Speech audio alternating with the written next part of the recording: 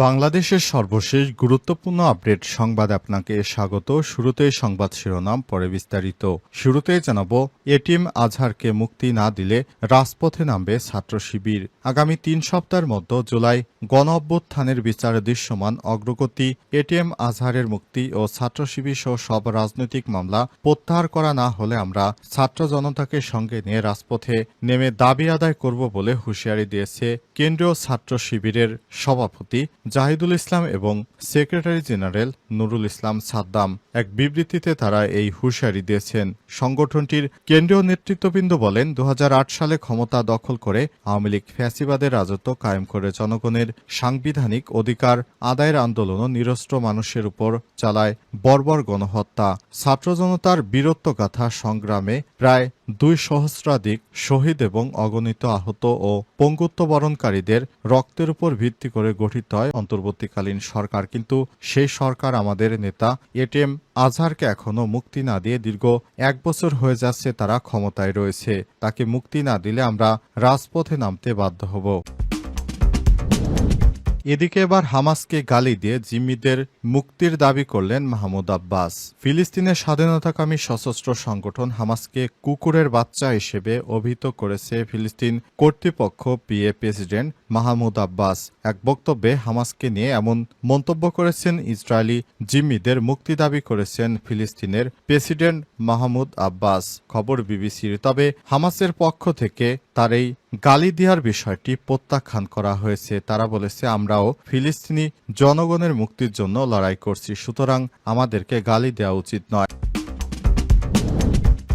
আলহামদুলিল্লাহ, ভয়াবহ দাবানলে পুড়ে যাচ্ছে ইসরায়েল। নেতানিয়াহুর জরুরি বৈঠক। ভয়াবহ দাবানলে পুড়ছে ইসরায়েল। তীব্র তাপ এবং প্রবল বাতাসের কারণে দেশটির বেশ কয়েকটি শহরে আগুন ছড়িয়ে পড়েছে। সব শহরের বাসিন্দাদের ইতিমধ্যেই নিরাপদ দূরত্বে সরিয়ে নেওয়া হয়েছে। বর্তমানে আগুন নিয়ন্ত্রণের বাইরে চলে গেছে অবস্থায় দমকল বাহিনীর প্রায় ১৫ জন সদস্য আহত হয়েছে। ইসরায়েলের গুরুত্বপূর্ণ বেশ কয়েকটি শহরে আগুন ছড়িয়ে পড়ার কারণে সেখানে সড়কে যান চলাচল বন্ধ হয়ে গেছে, ট্রেন চলাচলও বন্ধ। আজ আনাদুলের এক প্রতিবেদনে সব তথ্য জানানো হয়েছে। আল্লাহর গজব, তাহলে কি শুরু হলো ইসরায়েল? এরপর জানাবো, ব্রিটিশ মুসলিম এমপিকে আল-আকসায় প্রবেশ করতে দিল না দখলদার ইসরায়েল। ব্রিটিশ মুসলিম এমপি শওকাত অ্যাডামকে ইসরায়েল নিয়ন্ত্রিত গেট দিয়ে আল-আকসা মসজিদে প্রবেশ করতে দেওয়া হয়নি। মিডল ইস্ট এআই এর এক প্রতিবেদনে সব তথ্য জানানো হয়েছে। মিডল ইস্ট আই জানিয়েছে, গতকাল এক প্রতিবেদনে তারা বলছে, লেস্টার সাউথের একজন স্বতন্ত্র এমপি অ্যাডাম এবং সেন্ট আইভসের Liberal Democrat MP Andrew George গতকাল এপ্রিলে ইসরায়েলে এসেছিলেন। সেখানে তারা হেবরন, তুলকারম এবং পূর্ব জেরুজালেম পরিদর্শন করেছেন। এরপর তারা সকালে প্রতিনিধি দলটি পূর্ব জেরুজালেমের আল-আকসা মসজিদ পরিদর্শন করেছে, তবে সেখানে তাদের ঢুকতে দেয়নি দখলদার বাহিনী। এবারে জানাবো, প্রমাণ ছাড়াই অভিযোগ করছে ভারত, পাল্টা জবাবের প্রস্তুতি পাকিস্তানের। ভারত শাসিত কাশ্মীরে ভয়াবহ সন্ত্রাসী হামলার ঘটনায় সরাসরি পাকিস্তানের বিরুদ্ধে আঙুল তুলেছে মোদী সরকার। পাকিস্তানি ভিসা বাতিল, সিন্ধু পানি চুক্তি স্থগিত সহ ইসলামাবাদের বিরুদ্ধে একগুচ্ছ কঠোর পদক্ষেপ নিয়েছে তারা। কিন্তু পাকিস্তানের দাবি, ভারত কোনো প্রমাণ ছাড়াই তাদের বিরুদ্ধে অভিযোগ করেছে। বিষয়ে পাল্টা কূটনৈতিক জবাব দেওয়ার প্রস্তুতি শুরু করেছে ইসলামাবাদ। আজ পাকিস্তানের সংবাদ মাধ্যম ডনের এক বরাতে বিষয়টি নিশ্চিত করা হয়েছে। প্রিয় দর্শক, এতক্ষণ শুনছিলেন সংবাদ শিরোনাম, এবারে বিস্তারিত। তবে তার আগে বন্ধুরা, অনুরোধ থাকবে এই সংবাদটিতে একটি লাইক দিন। এই চ্যানেলে আপনি নতুন হয়ে থাকলে আমাদের সংবাদটি দেখতে দেখতে চ্যানেলটি সাবস্ক্রাইব করে রাখুন। কমেন্ট করে বন্ধুরা আপনার মূল্যবান মতামত জানিয়ে দিন আপনি বিশ্বের কোন দেশ থেকে বা বাংলাদেশের কোন স্থান থেকে আমাদের সংবাদটি দেখছেন এবং শুনছেন। আর বন্ধুরা, গাজা যুদ্ধে আপনি যদি নিরীহ ফিলিস্তিনিদের ভালোবেসে থাকেন, কমেন্টে ইয়েস লিখে বিশ্ববাসীকে জানিয়ে দিন। এবারে বিস্তারিত।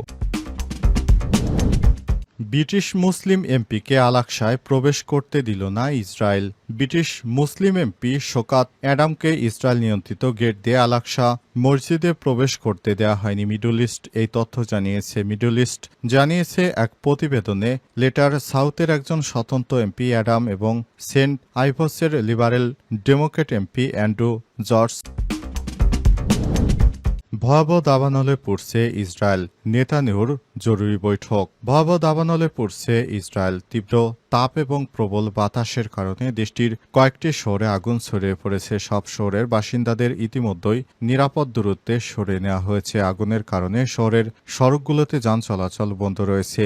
লাইনের কাছে আগুন লাগার কারণে ট্রেন চলাচলও বন্ধ করে দেওয়া হয়েছে। এমন পরিস্থিতিতে অ্যাডহক কমান্ড সেন্টারে জরুরি বৈঠকে অংশ নিয়েছে ইসরায়েলের প্রধানমন্ত্রী বেঞ্জামিন নেতানিয়াহু। গতরাতে আনাদোলুর এক প্রতিবেদনে সব তথ্য জানা গেছে। প্রতিবেদনে বলা হয়েছে, মধ্য ইসরায়েলের মোসাব তারুমের কাছে প্রথমে আগুনের সূত্রপাত হয়। তারপর তাপমাত্রা বৃদ্ধি এবং তীব্র বাতাসের কারণে তা ছড়িয়ে বিভিন্ন জায়গায় ছড়িয়ে পড়ে।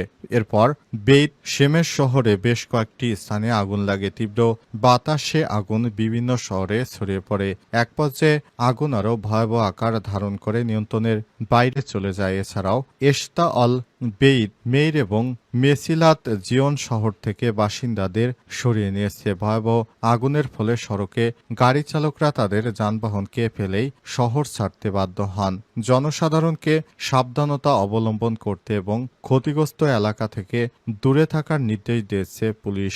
দাবানল ছড়িয়ে পড়া এলাকা থেকে জেরুজালেমে যার গুরুত্বপূর্ণ সড়ক বন্ধ করে দিয়েছে তারা। বিমানের সাহায্যে আগুন নেভানোর কাজ ইতিমধ্যেই শুরু হয়েছে। আগুন নেভাতে গিয়ে 9 জন দমকল কর্মী সহ কমপক্ষে 15 জন আহত হয়েছে। ফায়ার অ্যান্ড সিকিউরিটি অথরিটির একজন মুখপাত্র জানিয়েছেন, আগুন নেভাতে গিয়ে আমাদের 15 জন আহত হয়েছে। তিনি বলেছেন, দাবানলের স্থান জেরুজালেমের প্রায় 25 কিলোমিটার দূরে অবস্থিত। এরপর জেরুজালেমের আকাশ ধোঁয়ায় ছেয়ে গেছে। তিনি আরও জানিয়েছেন, 6টি জেলা থেকে ফায়ার সার্ভিসের কর্মীরা তালিকাভুক্ত করে আগুন নেভানোর চেষ্টা করছে। তাদের সঙ্গে ইসরায়েলি ডিফেন্স ফোর্সেস আইডিএফ সদস্যরাও যোগ দিয়েছে।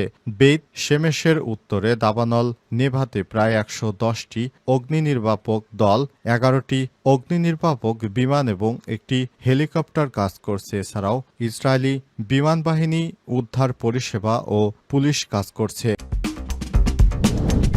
হামাসকে গালি দিয়ে জিম্মিদের মুক্তির দাবি মাহমুদ আব্বাসের। ফিলিস্তিনের স্বাধীনতাকামী সংগঠন হামাসকে কুকুরের বাচ্চা হিসেবে অভিহিত করেছেন ফিলিস্তিনের কর্তৃপক্ষ। প্রেসিডেন্ট মাহমুদ আব্বাস এক বক্তব্যে হামাসকে নিয়ে এমন মন্তব্য করে ইসরায়েলি জিম্মিদের মুক্তি দাবি করেন তিনি। খবর বিবিসির। 2023 সালের 7 অক্টোবর গাজায় ইসরায়েলি আগ্রাসন শুরুর পর এটাই হামাসের বিরুদ্ধে আব্বাসের সবচেয়ে কঠোর মন্তব্য। আব্বাসের এমন মন্তব্যের কড়া প্রতিবাদ জানিয়েছে হামাস। বক্তব্যের তীব্র নিন্দা জানিয়ে হামাসের রাজনৈতিক শাখার সদস্য বাসেম নাইম বলেছেন, মাহমুদ আব্বাস নিজের লোকদের একটি গুরুত্বপূর্ণ অংশের প্রতি অবমাননাকর ভাষা ব্যবহার করেছেন। মাহমুদ আব্বাসের নেতৃত্বাধীন এখন পশ্চিম তীরের এক অংশ শাসন